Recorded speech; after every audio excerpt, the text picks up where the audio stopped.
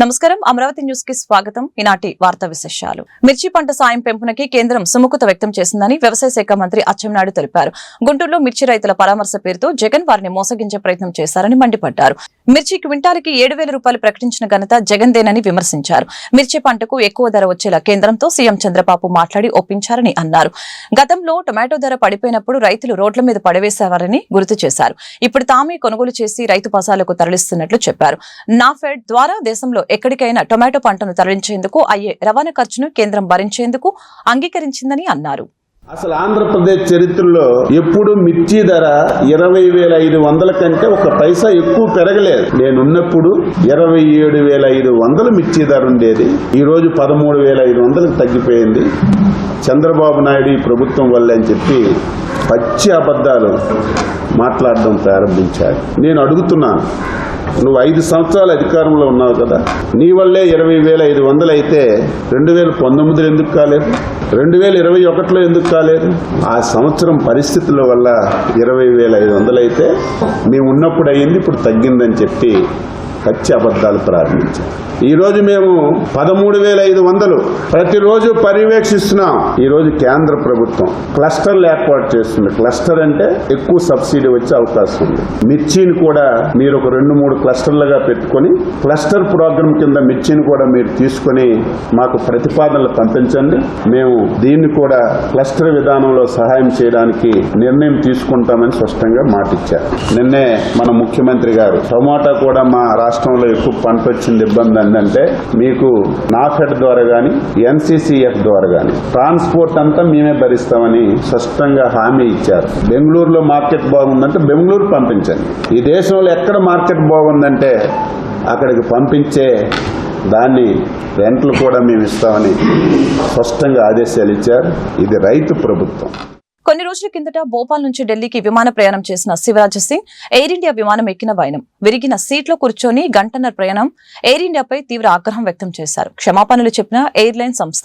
కేంద్ర మంత్రి శివరాజ్ సింగ్ చౌహాన్ కొన్ని రోజుల కిందట భోపాల్ నుంచి ఢిల్లీ పయనించారు.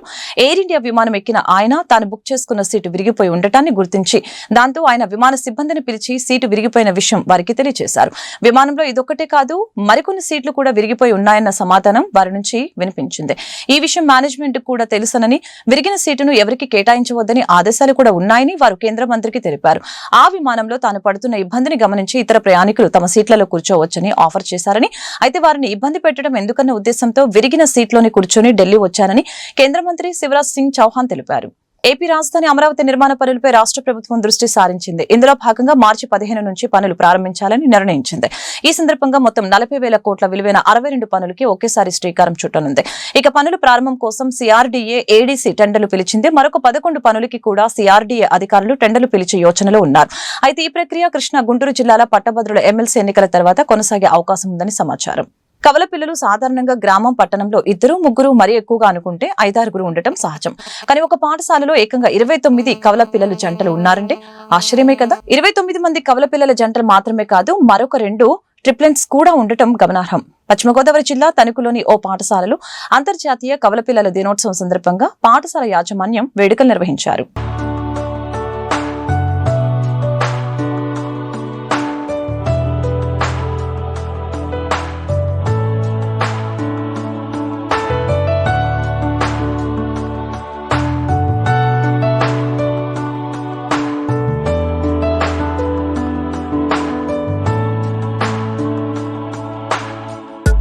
శ్రీశైలం ఎడమగట్టు కాలువ టన్నెల్లో కూలిన పైకప్పు SLBC టన్నెల్ వద్ద ప్రమాదం చోటు చేసుకుంది. ఈ ఘటనలో 3 మీటర్ల మేర పైకప్పు పడిపోయింది. ఎడమవైపు సొరంగం 14వ కిలోమీటర్ వద్ద ప్రమాదం చోటు చేసుకుంది. టన్నెల్ పై భాగంలో 3 మీటర్ల మేర పడిపోయింది. ఈ ఘటనలో 3 కార్మికులకు తీవ్ర గాయాలు అయినట్లు సమాచారం. సహచర చర్యలు చేపట్టాలని సీఎం అధికారులకు ఆదేశించారు. మంత్రి ఉత్తమ్ కుమార్ రెడ్డి ఘటనా స్థలానికి చేరుకుని పరిస్థితిని సమీక్షించారు. పాకిస్తాన్ జైలు నుంచి 22 మంది భారత మత్స్యకారులు విడుదలయ్యారు. వారి శిక్షాకాలం పూర్తి కావడంతో కరాచీలోని మాలిర్ కారాగారం నుంచి బయటకు వచ్చారు. వాఘా సరిహద్దు ద్వారా పాక్ అధికారులు జాలర్లను ఇవాళ భారత్కి అప్పగించే అవకాశం ఉందని తెలుస్తోంది. నేపథ్యంలోనే మత్స్యకారులకు ఈడీ ఫౌండేషన్ సహాయ సహకారాలు అందించింది. మత్స్యకారులు కరాచీ నుంచి లాహోర్ కు వెళ్లేందుకు రవాణా సౌకర్యాలు ఏర్పాటు చేసింది. అక్కడి నుంచి వారు భారత్కి రానున్నారు. అన్ని ప్రక్రియలు పూర్తయ్యాక మన అధికారులు వారిని స్వస్థలాలకు పంపేందుకు ఏర్పాట్లు చేయనున్నారు. పొరపాటున అంతర్జాతీయ జలాల సరిహద్దులు దాటుతున్న వారిపై దయతో వ్యవహరించాలని ED foundation chairman Faizal ED ఇరు దేశాలకి అభ్యర్థించారు. మత్స్యకారులు సరిహద్దుల్ని సరిగ్గా గుర్తించకపోవడం వలన ఇరువైపులా ఈ అరెస్టులు జరుగుతున్నాయని చెప్పారు. ఏపీ ఫైబర్ నెట్ పంచాయతీ మంత్రి జనార్దన్ రెడ్డి వద్దకు చేరింది. దీనిపై నివేదికలు ఇవ్వాలని చైర్మన్ జీవీ రెడ్డి, ఎండీ దినేష్ కుమార్లను మంత్రి ఆదేశించారు. చైర్మన్ జీవీ రెడ్డి ఆరోపణల్లో ఎంత వాస్తవం ఉంది, ఆరోపణలకి ఆధారాలు ఏంటి అని మంత్రి జనార్దన్ రెడ్డి ఆరా తీశారు. మరొక వైపు జీవీ రెడ్డి ఆరోపణలపై ఐఏఎస్ అధికారులు సీరియస్ గా ఉన్నట్లు తెలుస్తోంది. గుంటూరు అరండల్పేట శంకర్ విలాస్ ఫ్లైఓవర్ బ్రిడ్జి నిర్మాణ పనులు అతి త్వరలోనే ప్రారంభం కానున్నాయి. పనులు మొదలైతే ఈ మార్గంలో ట్రాఫిక్ నిలిపివేస్తున్నందున ప్రత్యామ్నాయ మార్గాలను సిద్ధం చేస్తున్నారు. 3 వంతెనల వద్ద ట్రాక్ విస్తరణ కోసం రైల్వే శాఖ చేపట్టిన పనులు చివరి దశకి చేరుకున్నాయి. ఈ మార్గంలో గతంలో మురుగునీరు నిలిచి వాహనదారులు ఇబ్బందులు పడేవారు. ఇప్పుడు చేపట్టిన పనులతో మురుగునీటి ఇబ్బందులు ఉండవని అధికారులు చెబుతున్నారు. రాష్ట్రంలో ధాన్యం రైతులు ఇబ్బందులు పడకుండా భారీగా కొనుగోలు కేంద్రాలు ఏర్పాటు చేస్తున్నామని పౌర సరఫరాల శాఖ మంత్రి నాదెండ్ల మనోహర్ తెలిపారు. నెల్లూరు జిల్లా సంఘంలో మంత్రి ఆనం రామనారాయణ రెడ్డితో కలిసి ధాన్యం కొనుగోలు కేంద్రాన్ని, ప్రాథమిక వ్యవసాయ క్షేత్రాన్ని ప్రారంభించారు. గత ప్రభుత్వం రైతుల నుంచి కొనుగోలు చేసిన ధాన్యానికి చెల్లింపులు చేయలేదన్న మంత్రి, కూటమి ప్రభుత్వం ఆర్థిక ఇబ్బందులు ఉన్నా ఆ డబ్బును అన్నదాతల ఖాతాల్లో జమ చేసిందని చెప్పారు. మిల్లర్లు తేమ శాతం పేరుతో ధాన్యం బస్తాకి 5 కిలోలు దాటి తరుగు తీస్తే కఠిన చర్యలు తీసుకుంటామని హెచ్చరించారు. అన్ని పంటలకు గిట్టుబాటు ధరలు వచ్చేలా ప్రభుత్వం చర్యలు తీసుకుంటుందని వివరించారు. రైతులకి బకాయిలు ఉన్నాయి, రైతులు ఆందోళన చెందుతున్నారనే విషయం అధికార యంత్రాంగం తీసుకొచ్చినప్పుడు లెక్కలు తీస్తే 1674 కోట్ల రూపాయలు ధాన్యం కొనుగోలు చేసింది గత వైసీపీ ప్రభుత్వం. డబ్బులు కట్టలేదు, ఎవరు దాని గురించి మాట్లాడలేదు. రైతు ప్రశ్నిస్తే కేసులు పెట్టి ఇబ్బంది పెట్టేవాళ్ళు. ఆ పరిస్థితిలో 1674 కోట్ల రూపాయలు ఇన్ని ఆర్థిక ఇబ్బందులు ఉన్నా కూడా తీర్చాలనే పట్టుదలతోటి గౌరవ ముఖ్యమంత్రి గారి సహాయంతో నెల రోజుల్లోనే బకాయిలు మేము చెల్లించాం. నెల్లూరు జిల్లాలో గతంలో ఇక్కడ పెద్ద స్కామ్ జరిగింది. దాదాపు 32 కోట్ల రూపాయలు రైతులు ఖాతాలు ఓపెన్ చేసి వైఎస్ఆర్సీపీ ప్రభుత్వంలో ఉన్న నాయకులు 32 కోట్ల రూపాయలు రైతులకు రావాల్సిన డబ్బుల్ని వాళ్ళ ఖాతాలో జమ చేయించుకున్నారు. మీరే ఆశ్చర్యపోతారు ఈ రోజు చెప్తే మీకు. రైతులకు అందించాల్సిన డబ్బుతోటి వీళ్ళు ఒక రోలెక్స్ వాచ్ కొనుక్కున్నారు, స్కోడా కార్లు కూడా కొన్నారు. ఈ రోజు కూటమి ప్రభుత్వం ఇంత చిత్తశుద్ధితోటి ఇన్ని ఆర్థిక ఇబ్బందులు ఉన్నా కూడా 19,720 రూపాయలకి మొదటి క్వాలిటీ, కామన్ క్వాలిటీ వెరైటీ ఏదైతే ఉందో అది 19,550 రూపాయలకి ప్రభుత్వం మీ దగ్గర కొనుగోలు చేస్తుంది. మిల్లర్లకు కూడా గతంలో వాళ్ళకి ఇవ్వాల్సిన బకాయిలు రాష్ట్ర వ్యాప్తంగా 361 కోట్ల రూపాయలు మన కూటమి ప్రభుత్వం చెల్లించింది మిల్లర్లకి. చెల్లించిన రోజు నేను మిల్లర్కి ఒకటే మాట చెప్పాను, మీరు నిజాయితీగా వ్యవహరించండి, రైతుల్ని ఇబ్బంది పెట్టబాకండి. చాలా బలంగా చెప్పడం జరిగింది. మనం కొనుగోలు చేసే కేంద్రాలు, ధాన్యం కొనుగోలు కేంద్రాల్లో కూడా ఎక్కడ కూడా రైతుకి ఇబ్బంది కలగకుండా చూడాల్సిన అవసరం ఉంది.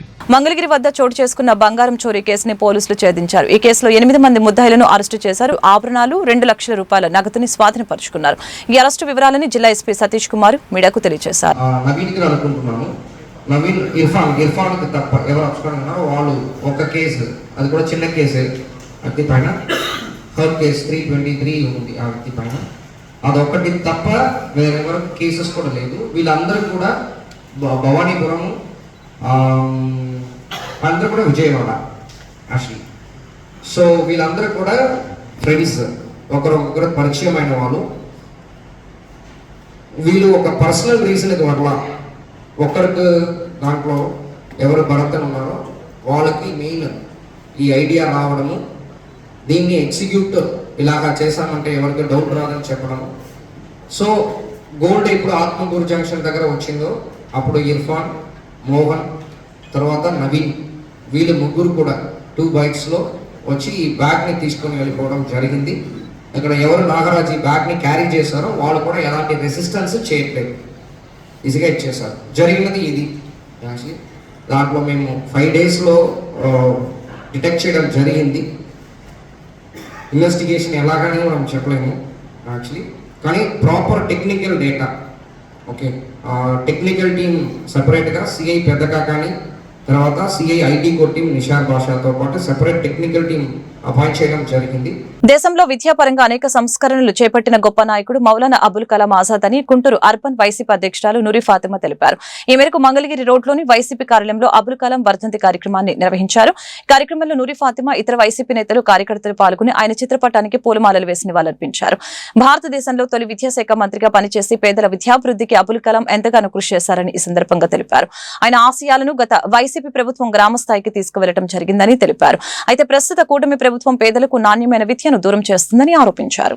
అబుల్ కలాం ఆజాద్ గారు ఆయన ప్రతి ఒక్కటి సెకండరీ ఎడ్యుకేషన్ వరకు ఫ్రీగా ఉండాలని చెప్పి ఎడ్యుకేషన్ వాల్యూ యాడెడ్గా ప్రతి ఒక్క చోట కూడా మన దేశంలో ఈరోజు ఆయన పుట్టినరోజు కూడా ఎడ్యుకేషన్ డేగా సెలబ్రేట్ చేస్తాం మన దేశంలో. అదేవిధంగా మౌలానా అబుల్ కలాం ఆజాద్ గారి ఆశయాల్ని ముందుకు తీసుకెళ్లిన నాయకుడు ఎవరైనా ఉన్నారంటే మన నాయకుడు జగన్మోహన్ రెడ్డి గారు మాత్రమే. ఎక్స్-సీఎంగా ఆయన దేశంలో నిజంగానే ఈరోజు ప్రతి ఒక్క చోట కూడా జగన్మోహన్ రెడ్డి గారు చేసిన వాల్యూ యాడెడ్ ఎడ్యుకేషన్ సిస్టమ్ అనేది ఈరోజు అందరికీ ఒక ఆదర్శంగా నిలిచింది. ఎందుకంటే జగన్మోహన్ రెడ్డి నాడు నేడు వాళ్ళ స్కూల్ డెవలప్మెంట్సే కాదు, లేకపోతే అలాగే మీరు చూసుకుంటే ఫీజు రియంబర్స్మెంటే కాదు, లేకపోతే వాళ్ళకి మంచి వసతులు కానీ ఫుడ్ కానీ ప్రతి ఒక్క విషయంలో కూడా జగన్మోహన్ రెడ్డి గారు చదువు ప్రాధాన్యత పెంచి లిటరేచర్ రేట్ అనేది కేరళ కంటే పెంచాలి అని చెప్పే ఉద్దేశంతో జగన్మోహన్ రెడ్డి గారు ఎడ్యుకేషన్కి చాలా వాల్యూ ఇచ్చారు. కానీ ఈ ప్రభుత్వంలో అది కనుమరుగైంది. ఎందుకంటే ఎక్కడ కూడా పిల్లలు స్కూల్కి వెళ్ళటం వాళ్ళకి ఇంట్రెస్ట్ లేకుండా పోయింది. ఎందుకంటే స్కూల్లో మంచి వసతులు లేవు, పిల్లలకి ఎడ్యుకేషన్ సిస్టమ్ అనేది కరెక్ట్గా లేదని చెప్పి వాళ్ళ తల్లులు కూడా ఖచ్చితంగా దీని మీద ఆవేదన చెందుతున్నారు. ఇవి మేము ఒకటే కోరుకుంటున్నాము, గతంలో ఉన్న ఎడ్యుకేషన్ సిస్టమ్ని మీరు ఫాలో అయితే చాలు, దానికంటే మించి మీరు చేయాల్సిన అవసరం లేదు. ఈ ప్రభుత్వానికి మేము కోరుకుంటుంది మీరు ఇచ్చిన హామీల వరకు పూర్తి చేయండి. ఖచ్చితంగా మన రాష్ట్రం కూడా ఒక ముందంజలో ఉంటుంది. మీకు అవకాశం ఇచ్చింది ఎందుకంటే ఇవి మంచి చేస్తారనే ఉద్దేశంతో మీకు అవకాశం ఇచ్చారు. అలాగే మౌలానా అబుల్ కలాం ఆజాద్ గారి ఆశయాల్ని ముందుకు తీసుకెళ్లాల్సిందిగా ప్రతి ఒక్కరిని కోరుకుంటున్నాను. కేంద్ర ప్రభుత్వ సహకారం ఆదాయ మార్గాల గురించి ఆలోచన చేయకుండా భారీ బడ్జెట్ అంటూ కూటమి ప్రభుత్వం గొప్పలు చెప్పుకుంటుందని సిపి రాష్ట్ర కార్యదర్శి రామకృష్ణ విమర్శించారు. సీఎం చంద్రబాబు నిర్ణయాలు చూస్తుంటే గత ముఖ్యమంత్రి జగన్ కి కూటమి ప్రభుత్వానికి ఎటువంటి తేడా లేదని తెలిపారు. బడ్జెట్ ప్రవేశపెట్టే సమయంలో అన్ని ఆలోచనలు చేస్తేనే రాష్ట్రానికి మేలు జరుగుతుందని తెలియజేశారు. వెలిగొండ ప్రాజెక్టు కోసం 2000 కోట్లు కేటాయించాలని డిమాండ్ చేశారు. రాష్ట్ర బడ్జెట్ లో 10% ఇరిగేషన్ ప్రాజెక్టుల కోసం కేటాయించాలని సూచించారు. అలాగనే దేశంలో మతోన్మాదం పెరిగిపోతుందని చెప్పారు. ఆదాని అంబానీలకు అనుకూలంగా ప్రధానమంత్రి నరేంద్ర మోదీ పనిచేస్తున్నాడు తప్ప ప్రజా సంక్షేమం కోసం ఎలాంటి కార్యక్రమాలు చేయటం లేదని మండిపడ్డారు. రాష్ట్రంలో మనకి ఎంత వనరులు సమకూర్చుకోగలము, అదేవిధంగా కేంద్రం నుంచి మన వాటా ఎంత వస్తుంది, వివిధ పద్ధతుల ద్వారా కేంద్ర ప్రభుత్వం నుంచి మనకి ఏ మేరకు వస్తుంది, ఇవి కాకుండా ఇతర లోన్స్ ఇవన్నీ కూడా ఏమొస్తాయో వీటన్నింటిని దృష్టిలో పెట్టుకొని బడ్జెట్ ప్రవేశపెట్టడం జరుగుతుంది. కానీ దురదృష్టం ఏమంటే భారీ బడ్జెట్ ప్రవేశపెట్టామని చెప్పుకోవాలనే ఉద్దేశం ఇవాళ 3 లక్షల కోట్ల రూపాయల బడ్జెట్ పెట్టినప్పుడు సహజంగానే పూర్తి స్థాయిలో అప్పులపైన ఆధారపడే పరిస్థితి వస్తుంది. మరి గతంలో జగన్మోహన్ రెడ్డి ప్రభుత్వాన్ని ఏ అంశాలపైన అయితే చంద్రబాబు నాయుడు గారు ఆనాడు ప్రతిపక్షాలు అందరూ కూడా విమర్శించాము, అదే పని మళ్ళీ చంద్రబాబు నాయుడు గారు చేసే పరిస్థితి వస్తుంది. ఇవాళ నరేంద్ర మోడీ ప్రభుత్వం అంబానీలకు అదానీలకు సేవ చేయడంలో నిమగ్నమై సాధారణ ప్రజల సమస్యలు కూడా పరిష్కారం చేయనందువల్ల ఈ ప్రభుత్వ కార్పొరేట్ అనుకూల వైఖరి నిరసిస్తూ మతోన్మాద జాడ్యాన్ని నిరసిస్తూ దేశవ్యాప్తంగా మార్చి 23 నుండి ఏప్రిల్ 14 వరకు కూడా భారీ ఎత్తున ప్రచార కార్యక్రమాన్ని చేపట్టాం. అందుకు అనుగుణంగా మన రాష్ట్రంలో కూడా 26 జిల్లాల్లో కూడా ఈ ప్రచార కార్యక్రమాన్ని పెద్ద ఎత్తున శ్రీకారం చుడతా ఉన్నాం. వీటి అంశము రేపు 24వ తేదీ నుంచి మన రాష్ట్రంలో బడ్జెట్ సమావేశాలు ప్రారంభిస్తాము. మరి బడ్జెట్ సమావేశాల్లో ప్రధానంగా వార్తల్లో వస్తున్నాయేమంటే 3 లక్షల కోట్ల రూపాయల భారీ బడ్జెట్ మన ఆర్థిక మంత్రి పయ్యావుల కేశవ్ గారు ప్రవేశపెడుతున్నారని చెప్పి తెలుస్తాము. ఈ వార్తలు ఇంతటితో సమాప్తం. మరొక బులెటిన్లో మళ్ళీ కలుద్దాం. నమస్కారం.